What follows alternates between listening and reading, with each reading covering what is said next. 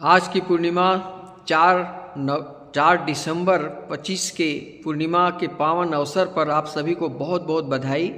श्री सत्यनारायण पूजा का कथा श्रवण करके मैं अभी अभी उठा हूँ और सत्यनारायण स्वामी का पूजा का महत्व क्या है ये मैं बखान नहीं कर सकता, लेकिन इस कथा में कुछ इम्पॉर्टेंट बात मैं दुनिया को बताना चाहता हूँ, सनातनी धर्म के सभी लोगों को बताना चाहता हूँ।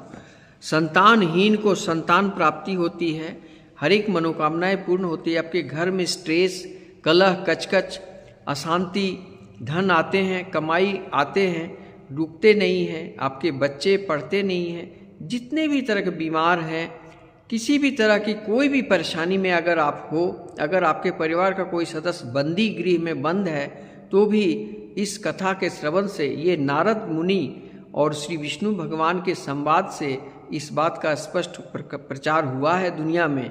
और इनको जो लोग, इसमें 3 बात होती है: सत्यनारायण कथा का श्रवण करना और उनका प्रसाद को श्रद्धापूर्वक ग्रहण करना, उनका तिरस्कार नहीं करना चाहिए, इससे महापाप लगता है।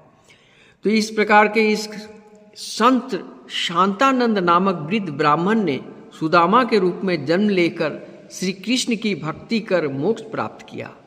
नंबर 2, उल्का मुख राजा के नाम से महाराज राजा दशरथ बने और श्री रंगनाथ का पूजन कर बैकुंठ को प्राप्त हुए।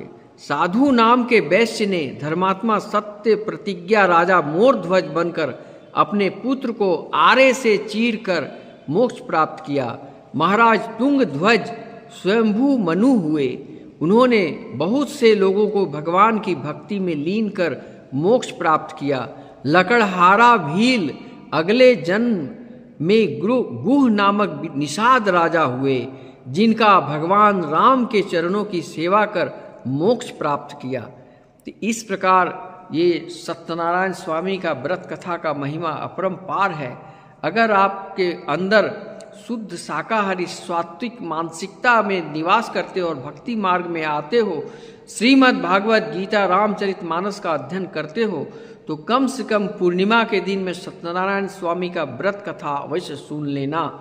ब्राह्मण के द्वारा मिल जाए कथा श्रवण जरूर करना। अगर ब्राह्मण उपलब्ध न हो तो शुद्ध सात्विक स्नान करके खुद ही सत्यनारायण स्वामी का पति पत्नी बैठकर पूजा घर में श्री सत्यनारायण भगवान स्वामी की पूजा करना और उसका व्रत करना, तुम्हारे सारे मनोकामनाएं पूर्ण होंगे। प्रेम से बोलो जय श्री सत्यनारायण स्वामी भगवान।